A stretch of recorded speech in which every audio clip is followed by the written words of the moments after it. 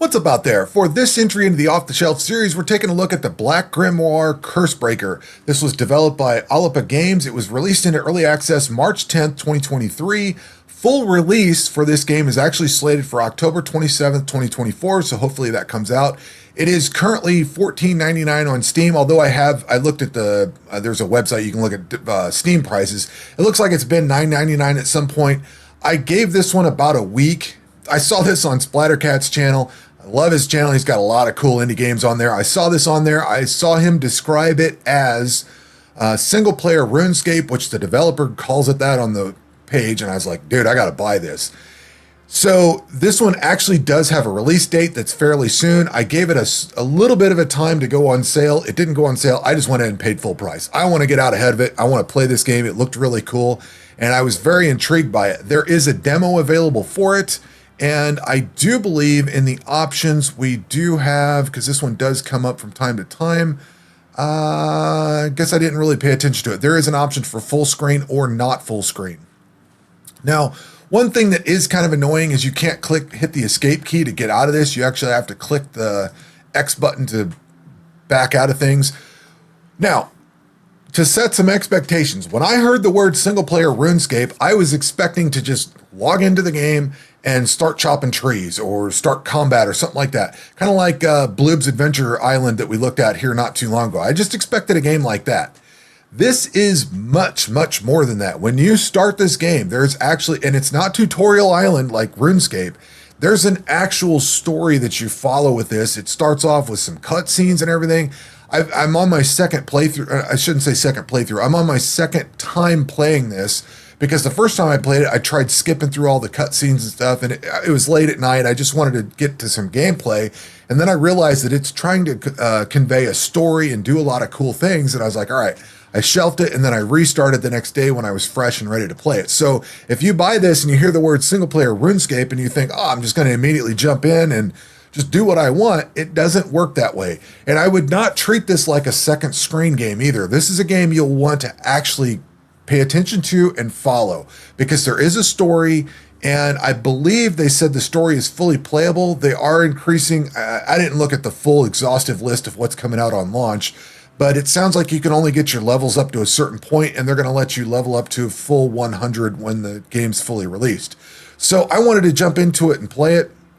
It looked very cool, and I just kind of wanted to put some time into it and check it out. I couldn't wait any longer, so here we are. If I go in and continue, there's a story portion where there's like a banquet, and then there's a cemetery section you've got to escape from. I've just escaped out of the cemetery section, and we are now after that, which I don't remember where I came down to. There is a little mini map, and then there is the overworld.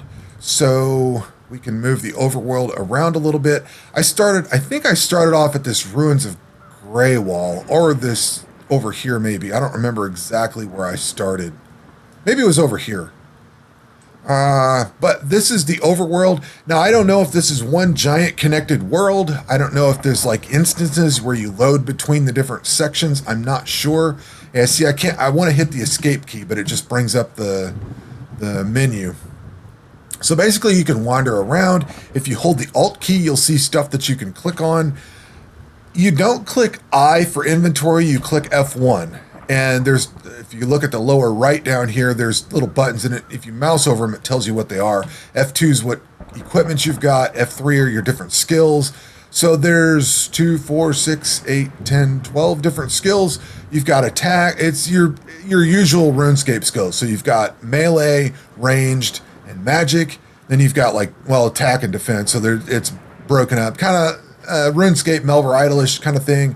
You've got woodsmanship, which is wood cutting pretty much, fishing, mining, smithing, tailoring, crafting, alchemy, and cooking. Now, I don't know if they're going to add any more skills or not, but that's what's there. Then we've got our spell book with F4. F5 is the different quests we're working on. F6 is our abilities. So we've got the ability to rest with a 5-minute cooldown, and then homecoming with a 1-second cooldown. So this actually travels to, like, if you want to travel back to home real quick. F7 pulls up a bestiary. F8 is a notepad. F9 is your traits, which I forgot about. When you select your character, there's a little bit of a, like, I go with my usual character, bald guy with a goatee. It's what I am. So I go with that. You can select like skin tone, gear color, stuff like that. But then you also pick some traits, and I think you pick 4 traits. So I've got bulwark for, and what this does is it gives you increased XP. So I've got increases your starting level and experience gains by 10% in defense. I took weapon master for attack. I took blacksmith for smithing, and miner for mining. So basically, I wanted to build up gear. That was my mentality. You could do I think you can do all the different skills potentially, but you can only pick 4. So that's your options. So what I do is I hit F1 to show my inventory, and then we can wander around. So your inventory is kind of stark. And then if you hold Alt, you can fight things. If I inspect a chicken, right click and inspect, it says that it's got 6 health, melee accuracy, but it's not calling out any kind of issues. Is there ravens nearby? There's sparrows. What do these guys have? These have melee protection, 48 melee protection. So if I start attacking these things, it's going to tell me that I'm not doing anything. Your attacks are not very effective. So if I hit the 3 key and swap over to ranged, now it should start working on ranged.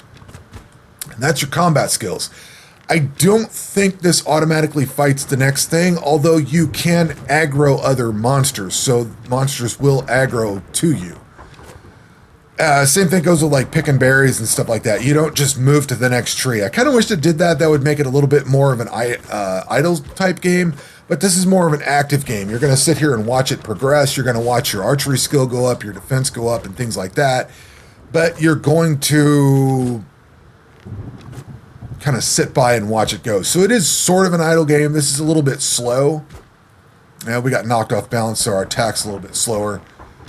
Did this thing have a little bit more spell resistance, but it's more weak to ranged? Now, this has got an inventory system. I feel like this is more of open world survival crafting game system for this. I don't remember exactly which one it is, because there's probably a lot of them that do that. But pretty much what you do is I'm pretty sure this feels like a survival crafting game, the way that the toolbar down here works.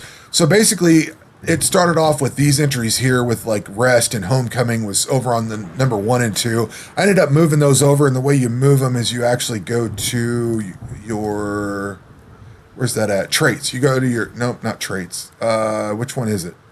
I always forget which one it is over here. Abilities. So you go to your abilities and you just drag that down to where you want it to be. So it's a lot like RuneScape in that regard, but organizing how you're, like, there's so many survival games that use this. You basically take your sword and drag it down here. I put the sword in socket 1, I put the staff in socket 2, and I put the bow in socket 3 so that I could get into combat, and I can actually switch between the different combat styles. What I noticed is I attacked a raven in the little cemetery area, and the thing, I couldn't kill it, I couldn't run away from it. It was just beating me down, and it kept saying I didn't have the right attack style because I didn't have my bow equipped. It took a while to figure that out. We can hit the Alt key and see that there's chicken bones and stuff like that on the ground. You can right click on this and see the different stuff on this plot of ground. If I right click on this, it gives me different options. My inventory is full, so I can't do anything. I can go pick berries though. Inventory is full, so I can't do anything. We can't. Why is Alt space pulling stuff up? That's odd, because I've never done that before. We could go attack a rabbit. Works on our archery skill. If I get level 6 in archery, I'll be able to equip this crossbow. There is an open world we can wander around. I'm purposely avoiding the story. I don't want to spoil the story for anybody that's interested in looking at this. Why are we not getting trees? Maybe we got to go further. But anyway, we can attack stuff. Basically, you go up and chop trees. Here we've got, it's your usual chopping trees, chopping, mining. Let's see, we could do roasting stick if we wanted to cook food. We do have a little bit of food. Oh, we don't. This is what we can cook. The white is what we can cook. The gray is what we can't. But I have to have it in my inventory, and I don't have any of these in my inventory. Wished it showed what you had in your inventory. Because now I got to look and see. I don't see. Let's see. We could talk to this guy. No.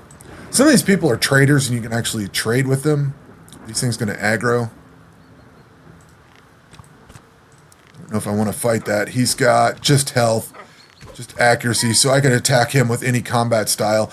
Pretty much what I've noticed is if you inspect these, if they, like, this has not got any kind of defense on it at all. So whatever I attack it with is going to be good. I could switch over to magic. Work on magic if I wanted. And like I said, there's a whole big story we could go with. What do we got over here? In for the map. Oh, okay. So we are actually walking around the overworld. Doesn't look like there's any loading screens. Is there anything in here? Nothing in here. Although I'm going to guess that level 9 bear is not something I want to screw with. Is he going to automatically attack me? Please don't. Good. I don't get why I can't chop trees, though. That's kind of wild. So on this map, we're here. I guess we can go over to the village of Timberwell. So this is a giant open world. Hayward City's pretty big. That's cool. So that is the total world then. Ancient monolith. What's this thing do? We'll find out at some point, I suppose. I did not want to swap weapons, I guess. That's very cool. I did not know. This is as far as I've played, obviously. Oop, here, we can mine copper. I don't know that I can collect anymore. I don't know if this stacks. Yeah, see, it doesn't stack, so I can't collect anymore. But that's basically the entire game. You wander around and play with this. There's a whole story to it. We have to clear the trees. I need a hatchet to do that. There's a monolith on the other side there. Does not look like we can get through here. Talk to him. What's he got going on? There's a hatchet. The dialogue system, yeah, I'm covering up some of the dialogue, but you could... he took an arrow to the knee, so there's some comments, you know, for other games there. A lot of... see, that thing just aggroed me. I just straight up kicked him. I don't have anything equipped. That's why I kicked him. I've worked a lot more on my combat. So F3 shows my skills. My combat skill or my attack skills up to level 7. Defense levels up on its own. Like, as you defend yourself, it just levels up. You don't... It's not like Melvor Idle where you have to... actively select a combat style. Okay, well, I guess we've gone as far as we can go here. We are here. I wanted to go over this way, but it doesn't look like I can get through. And I can't, let's see, I can't right-click on that screen, so I actually have to backtrack through here. Wherever this bridge was, I think we could follow that around. I don't know how much more I want to show on this game. I think it's very cool. I think just the concept of Melvor or single player RuneScape sounds amazing. And like I said, I didn't realize that there was an actual story to this whole thing. Oh, we can't get over there. Okay, so there's no going through. Can we go around this way? Is there like any way through here at all? Because that's what I'd like to do. I guess I can't. Probably have to go the other direction to get there. Can we kill a frog? Oh, we can. Bye-bye, Mr. Frog. So, I don't know. To me, Wait, this thing's... It poisons you, too. That's not good. I don't know. For me, the concept of single-player RuneScape sold me on it. I don't normally like this low-poly art style, but I think this is a little bit more... a little bit more detailed than typical low poly, and I don't know, it's zoomed out. Like, I don't know, low poly just doesn't. So many games are low poly. I feel like they're doing it just to save on graphics, you know. and that can work to a certain degree, but why is... All right, we'll use a bow. What is the matter with you? He doesn't like me attacking stuff. Well, that's because I guess we can't. I don't know if we can attack those people or not. But there's like a well. You can get buckets of water out of the well. That's probably... Oh, that's the other side. See, there's the cemetery that I was in. Where are we at? Yeah, so this back here is that cemetery. Because I had to go around the rock slide here. There's like a dungeon you have to go through this door. You go through the banquet section at the beginning, and then you come over here, and you got to escape the cemetery. There's this whole little area that you got to work on. There's a little quest you can do in there, and then you got to go through that, whatever that cemetery building is. I can't think of the name of it. A mausoleum or whatever you want to call it. You got to go through that. And then you get dumped out into here, and this is where you start the game proper, and you go through it. I need to talk to that guy to continue the story forward. But I think this should give you a good representation of how the game is played and what the game is. It's very much a story-driven game, but it's got that RuneScape flavor to it, a lot of the crafting and leveling up and all that stuff. Very cool game. I can't wait to see what this is like at full launch, but I believe there is the full story you could play through now and then just continue. I think they said you can continue playing the game once it releases, so I don't think there's any issues with picking it up. So anyway, that's going to do it for this one. We will catch you on the next one. Take care.